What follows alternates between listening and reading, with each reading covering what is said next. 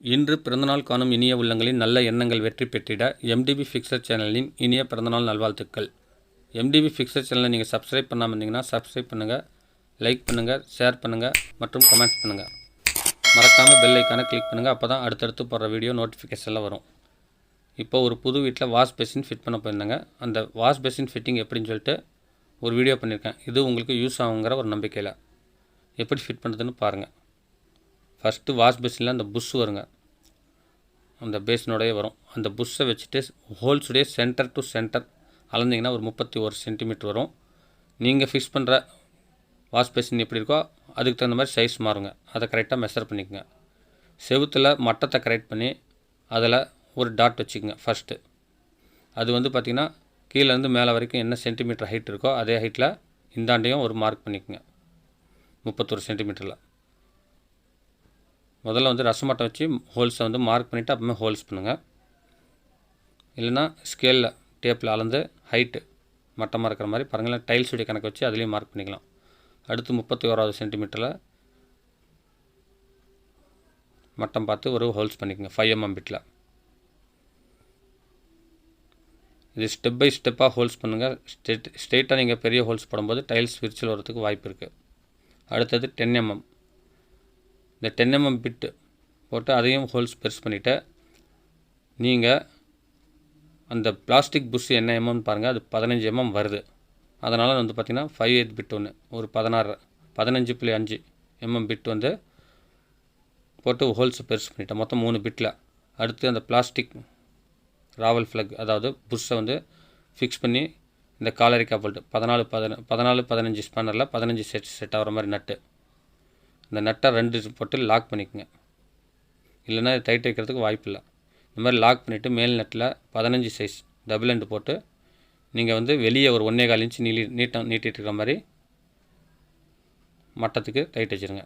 அதுக்கு அடுத்தது நட்டை ரிலீஸ் பண்ணிவிடுங்க. எக்ஸ்ட்ரா இருக்க அந்த பிளாஸ்டிக் புஷ்ஷு ஒரு கத்தியில் சுரண்டி எடுத்துருங்க. இல்லைனா ஆக்ஸாப்லையில் அறுத்து எடுத்துக்கோங்க. இதே மாதிரி இந்த சைடு தான் கவனமாக டைட் வைக்கணும். என்ன காரணம்னா இந்தாண்ட டேப் வரும். எந்தாண்ட டேப் ஹோல்ஸ் இருக்கோ அந்த இடத்துல பார்த்திங்கன்னா உங்களுக்கு போல்ட்டு டேப்பில் அடிக்காத மாதிரி கொஞ்சம் நல்லாவே சுகராக டைட் வச்சுக்கோங்க. ஃபுல்லாக மரம் முடிடுங்க. மரம் ஸ்டார்டிங் ஆகிற எண்டில் நிறுத்திக்குங்க. அளந்து பாருங்கள் ஒரு 1.25 இன்ச்சு. அதே மாதிரி அந்த வாஷ் பேசின்லேயும் அளந்து பாருங்கள் எவ்வளோ இருக்கோ அதுக்கு தகுந்த மாதிரி கொஞ்சம் டைட் வச்சுக்கோங்க. நெட்டை ரிலீஸ் பண்ணி எடுத்துக்கிட்டு அந்த பிளாஸ்டிக் புஷ்ஷாக நீங்கள் அறுத்து எடுத்துருங்க. அடுத்தது இந்த கேப்பில் நீங்கள் எம்சிஎல் ஏதாவது போட்டு இந்த ஹோல்ஸை கொஞ்சம் கேப் கரெக்ட் பண்ணிக்கோங்க. போட்ட பின்னாடி இதை மாட்டி ஒரு பிளாஸ்டிக் வாஷர், அடுத்தது ஸ்டீல் வாஷர். பிளாஸ்டிக் வாஷர் பார்த்திங்கன்னா ஒரு புஷ் டைப்பில் வருங்க. அதை வச்சு டைட் வச்சுட்டு ஸ்டீல் வாஷர் போட்டு அதுக்கு அடுத்தது நட்டை டைட் வைக்கணும்.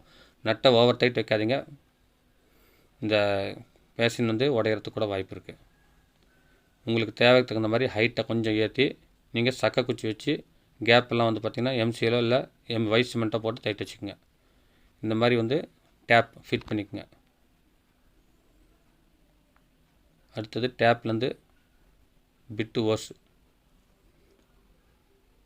தண்ணி வால்வுக்கு போகிறது. இதுக்குள்ளே லப்பர் வாஷர் இருக்குங்க. கை டைட் வச்சா போதும். அதிகபட்சம்னா கட்டிங் பிளேட் வச்சு லைட்டாக டைட் வைக்கலாம். இடைஞ்செல்லாம் கொஞ்சம் டைட் வைக்கிறது கஷ்டம். கொஞ்சம் கவனமாக பார்த்து வைங்க, உடஞ்சிட போகுது.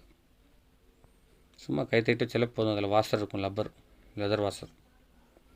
அடுத்தது இது எந்த வாட்டத்தில் ஓஸை வளைக்கணுமோ வளைச்சி மட்டமாக தள்ளி பிடிச்சிட்டு நீங்கள் டைட் வைங்க. நீங்கள் ஃபுல்லாக டைட் வச்சிட்டிங்கன்னா அது எந்த வாட்டத்தில் இருக்கோ அதே வாட்டத்தில் நிற்கும். அதனால் டைட் வைக்கிறதுக்கு முன்னாடி ஓஸை செவுத்து அணையிற மாதிரி தள்ளி அப்புறமே டைட் வைங்க.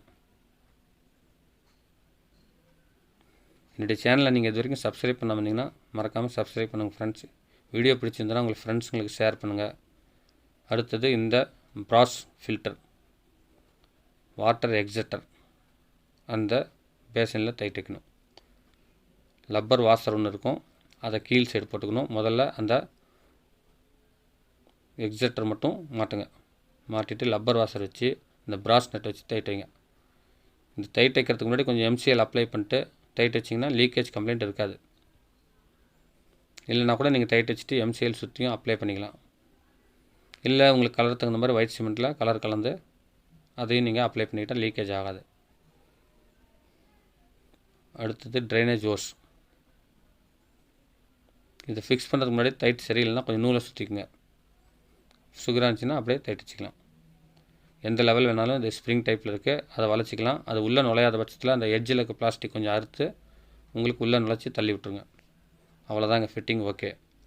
என்னுடைய சேனலை நீங்கள் சப்ஸ்கிரைப் பண்ணாமல் இருந்தீங்கன்னா சப்ஸ்கிரைப் பண்ணுங்கள். என்னுடைய வீடியோ பிடிச்சிருந்ததுன்னா லைக் பண்ணுங்கள், ஷேர் பண்ணுங்கள் மற்றும் கமெண்ட்ஸ் பண்ணுங்கள். மறக்காமல் உங்கள் ஃப்ரெண்ட்ஸுங்களுக்கும் ஷேர் பண்ணுங்கள் ஃப்ரெண்ட்ஸ். மீண்டும் அடுத்த வீடியோவில் சந்திப்போம். இப்படிக்கு உங்கள் எம். தௌலத் பாஷா. வணக்கம்.